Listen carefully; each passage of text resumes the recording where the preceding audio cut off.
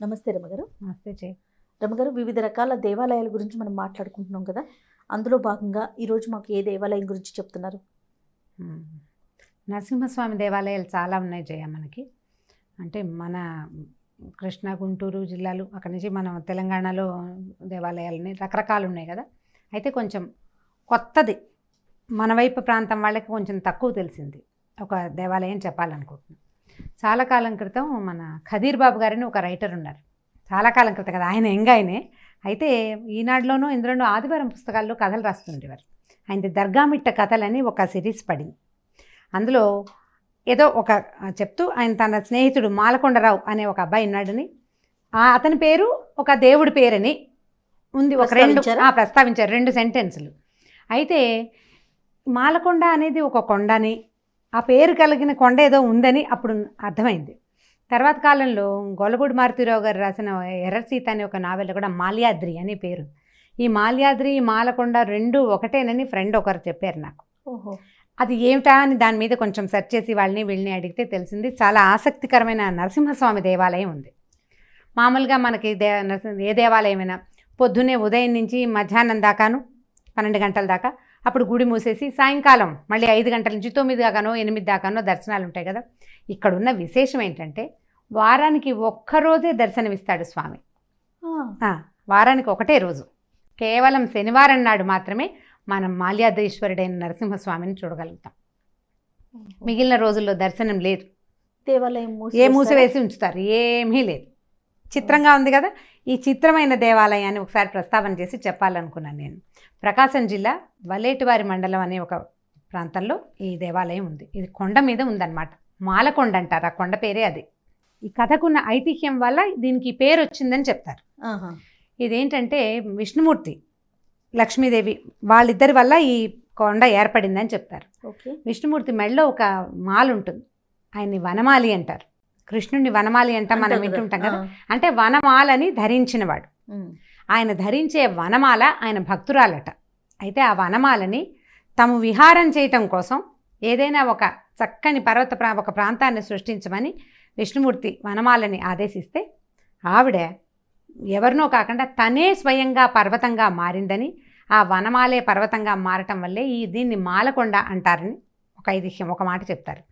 లక్ష్మీదేవి ఒకసారి విష్ణుమూర్తి ఇద్దరు కబుర్లు చెప్పుకుంటూ ఉండగా ఆయన నీకు ఏదైనా కోరుకుంటే అడుగు, నీకేమైనా కావాలంటే చేస్తానన్నారు. ఇద్దరు ఏదో చిన్న పందాలు వేసుకుని ఇదో మాట్లాడుకునేటప్పుడు నీకేం కావాలంటే అది చేస్తానన్నాడు.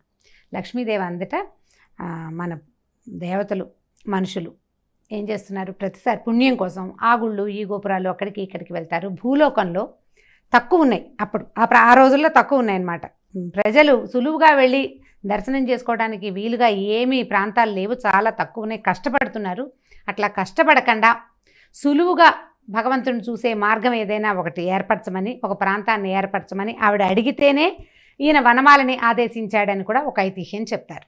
అయితే ఈ అయ్యవారు అమ్మవారు తన మీదే ఉండాలి, తనపైనే జనకుల అడుగులు పడాలని వనమాల కోరుకుని ఈ కొండని సృష్టించిందని చెప్తారు. అయితే ఇది స్వతహాగా ఏర్పడిన కొండ. ఈ కొండ మీద ఎలాంటి చిత్రమైన ఇవి ఉన్నాయంటే గొడుగులాగా ఉన్న కొండలున్నాయి. ఏ ఆధారము లేకుండా ఏర్పడిన ఏమంటారంటే రాతి గొడుగులు. పెద్ద బండ, ఆ బండ కింద 200 మంది అవలీలగా కూర్చోవచ్చు. గొడుగులనే ఉంటుంది, ఇంత మాత్రం మందంగా ఉంటుంది అనుకుందాం. ఈ మందంగా ఉంటుంది, అది పెద్ద అరుగు. మధ్యలోనూ ఓ పక్కన ఒక ఆధారం ఉంటుంది, కిందంతా అది స్లాబ్ లాగా ఉంటుంది. ఆ స్లాబ్ కింద మనం కూర్చోవచ్చు. రకరకాలు ఉన్నాయన్నమాట. చాలా గుహలు ఉన్నాయి ఆ కొండ మీద, ఎన్నో గుహలు కలిగి ఉంది ఆ కొండ. అయితే ఈ కింద నుంచి వెళ్ళడానికి మామూలుగా మనం కొండ ఎక్కచ్చు, సులువుగా వెళ్ళచ్చు. అయితే ఏమైందట, వీళ్ళిద్దరూ ఆ కొండ మీద విహారం చేస్తూ ఉండగా శివుడు, ఈ మన నరసింహస్వామి కాదు, నరసింహస్వామి అని చెప్పడానికి వీల్లేదు, విష్ణువు లక్ష్మీదేవి అనే చెప్తారు. వీళ్ళిద్దరూ విహారం చేస్తుండగా అగస్త్య మహర్షి ఈ విహారం చేస్తున్న ఈ దంపతుల్ని, ఆ దంపతులు ఇద్దరిని చూసి ఆహా ఇక్కడ ఎంతో బాగుంది, ప్రశాంతంగా ఉంది, అమ్మవారు అయ్యవారు ఇద్దరు ఇక్కడే ఉన్నారని చాలా కాలం అక్కడ తపస్సు చేశారట అగస్త్య మహర్షి. తపస్సు చేస్తే కొంతకాలం తర్వాత ఆయనకి ఎర్రని బట్టలు ధరించి ఎర్రని కాంతులతోటి జ్వాలలాగా కనపడ్డారట స్వామి. కనపడితే అది నరసింహ రూపంలాగా తోచింది.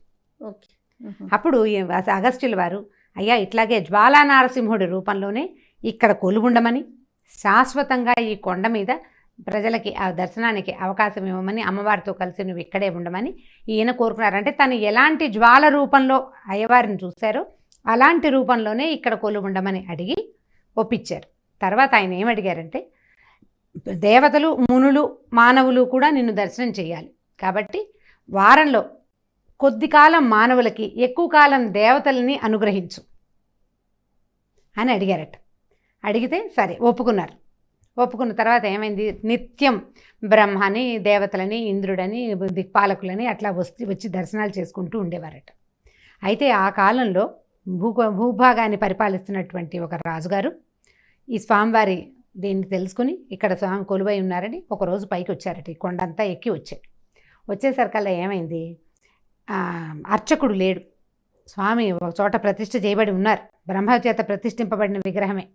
కానీ ఆ పూజారి లేకపోతే ఎట్లా, ఎవరు నన్ను స్వామికి దరి చేరుస్తారు? మధ్యలో అర్చకుడు ఉండాలి, మానవుల నియమం అది కదా. ఇప్పుడు ప్రతిష్ఠ ఉన్న చోట అర్చకుడు ఉండాలి. ఏ అర్చకుడు లేకపోయేసరికల్లా ఆయన దిగులు పడి అభోజనంగా కొండ మీద ఉండిపోయాడట. దిగి వెళ్ళలేదు, ఆహారం స్వీకరించకుండా నిరాహారుడుగా అక్కడే ఉండిపోయాడు.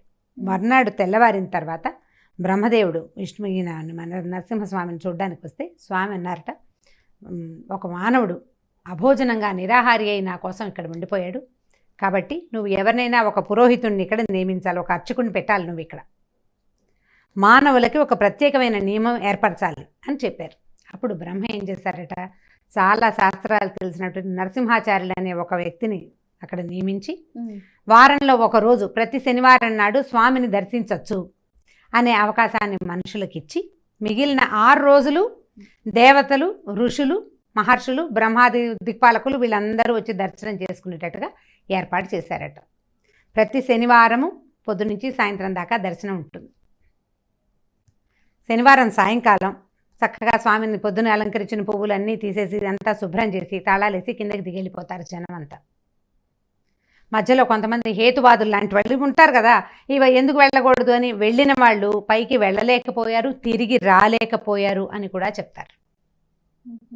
తిరిగి వచ్చినది ఏమీ కనపడదు, అసలు వెళ్ళిన వాళ్ళే లేరు, పైదాకా కూడా వెళ్ళలేకపోతారట. ఇక కొండ నిండా తేళ్ళు, జెర్రులు, పాములు బోళ్ళని కనపడతాయట. మానవ సంచారం లేని కొండల మీద అలాంటివి ఉండే అవకాశం ఉంది కదా. ఈ శనివారం నాడు జనం ఎక్కినా అవి వీళ్ళని ఏమి చెయ్యవట. చాలా చిత్రంగా ఉంది. ఈ ప్రకాశం జిల్లా అంతా మాలకొండమ్మ, మాలకొండయ్య, మాలకొండరావు, మాల్యాద్రి ఈ పేర్లు బాగా కనపడతాయి. విశేషమైన మహత్యం ఉంది ఈ స్వామికి. బాగా ప్రతి శనివారం కిటకిటలాడిపోతుంది. మరి ఒక్కరోజే కదా, వారానికి ఒక్కరోజు చిత్రమైన ఐతిహ్యం కూడా కనపడుతుంది. అయితే ఇందులో ఇంకొక కథలో పిట్ట కథ అనమాట. ఒకసారట అయ్యవారు అమ్మవారు ఏదో మాట్లాడుకుంటే అమ్మవారికి ఊరికే శీఘ్ర కోపి కదా, సులభ కోపం లక్ష్మీదేవికి తొందరగా కోపం వస్తుంది. కోపం వచ్చి ఆవిడ అలకొచ్చి ఇద్దరు కొండ మొదల్లో కూర్చున్నారు.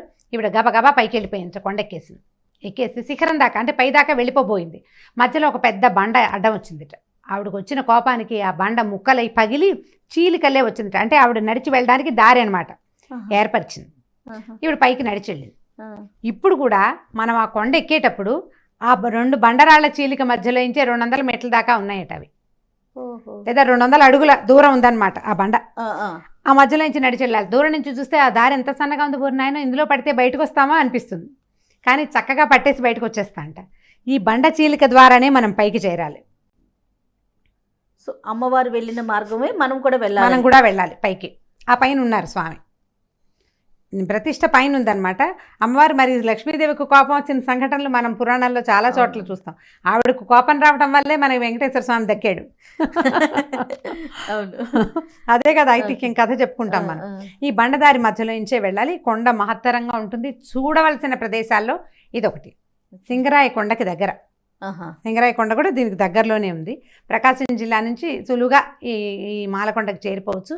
ఈ కొండ మీద ఉండే కంటే కింద డార్మెటరీలు అవి ఇవి ఉన్నాయి కొండ కింద, ఇక్కడ ఉండొచ్చు. కరెక్ట్గా ఆ రోజుకి చేరేటట్టుగా ప్లాన్ చేసుకుని వెళ్ళాలి. పైన కూడా ఇదివరకు బోల్డ్ అనే తీర్థాలు అవి ఇవి ఉండేవట, చాలా తీర్థాలు ఉండేవి. కానీ ఇప్పుడు అంత పెద్ద తీర్థాలు అవి ఏమీ లేవు, తగ్గిపోయినాయి. అంటే క్రమంగా కాలక్రమంగా, పైగా మనమేమో రకరకాల దుమ్ములు ధూళి పోళ్ళంత కాలుష్యంతో అవన్నీ మినిమైజ్ అయిపోతున్నాయి కదా. కానీ ఇప్పటికీ కూడా ఒక గోలె లాంటిది, ఒక పెద్దది దొనె లాంటిది ఉందంట పైన. ప్రతి శనివారం నీళ్లు మారుస్తారు ఈ వచ్చిన భక్తుల సౌకర్యార్థం. ఈ పక్కన ఇక్కడ పక్కనే ఉన్న ఒక గుహలో శివాలయం ఉందట, శివపార్వతులు ఉన్నారు. ఈ అయ్యవారికి కొద్దిగా పైకి అమ్మవారి లక్ష్మీదేవి దేవాలయం కూడా ఉంది. నరసింహస్వామికి పైగా అమ్మవారు ఉంది. ఒక పెడగా శివాలయము, శివపార్వతులు ఉన్నారు. ఒక వెంకటేశ్వర స్వామి గుహ కూడా కనపడుతుంది, గుహల్లోగానే ఉన్నాయన్నమాట. చూడ్డానికి మహత్తరంగా ఉంటుంది, నడిచి ఎక్కచ్చు కాస్త ఓపికమంతులైతే. లేకపోతే ఘాటు కూడా ఏర్పరిచారు. అది దాంతోపాటు మనం ఆటోలు, కార్లు అన్నీ సులువుగా వెళ్ళిపోతాయి. చూడవలసిన ప్రత్యేకమైన క్షేత్రాల్లో కేవలం వారానికి ఒక్కసారి మాత్రమే దర్శనమిచ్చేటువంటి శ్రీ జ్వాలా నరసింహస్వామి కొలువున్న మాలకొండ మాల్యాద్రి క్షేత్రాన్ని తప్పకుండా చూడొచ్చు. నెట్లో రకరకాల ఇవి ఎలా చేరాలి, ఎట్లా వెళ్ళాలి, సులువుగా వెళ్ళే మార్గాలు కూడా మనకి కనపడతాయి. సో అంటే ఈ పేరుని బట్టే నాకు ఆసక్తి వచ్చింది, ఏమిటి ఇది, ఎక్కడి నుంచి వచ్చింది ఏమిటి అని. పేరు చిత్రంగా ఉంది కదా, ఆ కథలో కనపడ్డాయి అన్నమాట. ఖదీర్ బాబు గారి పేరు చెప్పంగానే చాలామందికి ఆ కథలు, దర్గామిట్ట కథలు తెలుసుంటాయి. అందులో ఇవి మాలకొండరావు పేరు తరచుగా వినపడుతుంది. ఆ కుర్రాడి ఫ్రెండ్ అనమాట, ఆయన ఫ్రెండ్. పేరు విన్నప్పుడల్లా అది ఆసక్తికరంగా ఉండేది. తర్వాత కాలంలో తెలుసుకున్నాను నేను. చాలా విశేషమైన క్షేత్రాల్లో ఈ మాలకొండ కూడా ప్రత్యేకమైన ప్రదేశాల్లో. అంటే ఇప్పుడు మనం రకరకాలు చూస్తాం కదా, ఓ సేనాద్వారాలు 2 రోజులు 3 రోజులు టైం తీసుకున్నప్పుడు, కాకపోతే ఎండాకాలం అంత కంఫర్టబుల్గా ఉండదండి. ఎండలు తగ్గాక వెళ్తే బాగుంటుంది. ఎక్కడికి వెళ్ళినా కొంచెం జాగ్రత్తగా ఉండటమే మంచిది, వెళ్ళకపోవటం మంచిది. అక్కడికి వెళ్ళాక జాగ్రత్తలు కాకుండా వెళ్ళకపోవటం మంచిది. నృసింహ జయంతి వచ్చినప్పుడు శనివారం నాడు కనుక రాకపోతే, నృసింహ జయంతి ఇప్పుడు మరుసటి అంటే తర్వాత వచ్చిన శనివారం నాడే నృసింహ జయంతి ఉత్సవాలని జరుపుకుంటారట. అక్కడి నుంచి ఇక్కడ పిండి దీపారాధన చాలా ప్రత్యేకంగా చేస్తారు. మనం కూడా వెంకటేశ్వర దీపారాధన అని చలిమిడిలో దీపారాధన చేస్తాం కదా, అట్లా ఇక్కడ పిండి దీపారాధన చేస్తారు. చైత్ర, వైశాఖ, జ్యేష్ఠ మాసాల 3 విశేషంగా పిండి దీపారాధనలు చేస్తారు. తర్వాత కొండ గొడుగులాగా ఉన్నాయని చెప్పాను కదా, ఆ గొడుగుల్లో ఒకటైతే గోవర్ధనగిరి అని రాసి ఉంటుంది. అదేంటంటే సరిగ్గా గోవర్ధనగిరి లాగానే మధ్యలో కృష్ణుడు నుంచున్నట్టుగా పైన ఒక కొండ, అంటే వెడల్పాటి బండ దాని మీద నిలబడి ఉంటుందన్నమాట. దాని కింద పొంగళ్ళు వండి ఈ అయ్యవారికి నైవేద్యం పెడతారు. ఆ పక్క అంతా అంటే ప్రకాశం జిల్లాలో పొంగళ్ళు పెట్టడం అనేది ఒక ప్రత్యేకమైన పద్ధతి. శనివారం నాడే సామాన్లు పొద్దున్నే వచ్చేటప్పుడు తెచ్చేసుకుని పొంగలి వండి అక్కడ నైవేద్యం పెడతారు. పిండి దీపారాధన బహుశ్రేష్టమైన దీపారాధనగా చేస్తారు. శనివారం నాడు ఎప్పుడైతే ఇది నృసింహ జయంతి వస్తుందో, శనివారం రాకపోతే ఇక మరుసటి శనివారం చేయటం, అప్పటికి జనాలు తండోపతండాలుగా చేరిపోతారు. చుట్టుపక్కల ప్రాంతాలందరికీ తెలుస్తుంది కదా, ప్రతి శనివారము పొద్దు నుంచి సాయంకాలం దాకా దేవాలయం తెరిచే ఉంటుంది. పొద్దు నుంచి వెళ్ళొచ్చు, సాయంకాలం వరకు ఉండేటట్టుగానే ప్లాన్ చేసుకోవాలి. అక్కడ నిత్యాన్నదానం కూడా ఉందట. పైకి వెళ్ళిన వాళ్ళకి నీళ్లు, భోజనము దొరికేస్తాయి. భోజనానికి పెద్ద ఇబ్బంది పడక్కర్లేదు. వచ్చిన జనాన్ని చూసుకుని వంటలు చేసుకుని చేస్తారట. దేవాదాయ ధర్మాదాయ శాఖ వాళ్ళే చూస్తున్నట్టున్నారు బహుశా. ఏర్పాట్లు కూడా పర్వాలేదు, బాగానే ఉంటాయి, ఏ పెద్ద ఇబ్బంది కాదు. కానీ ఎండాకాలం వెళ్ళకపోవటం సేఫ్ అని నేను అనుకుంటున్నాను.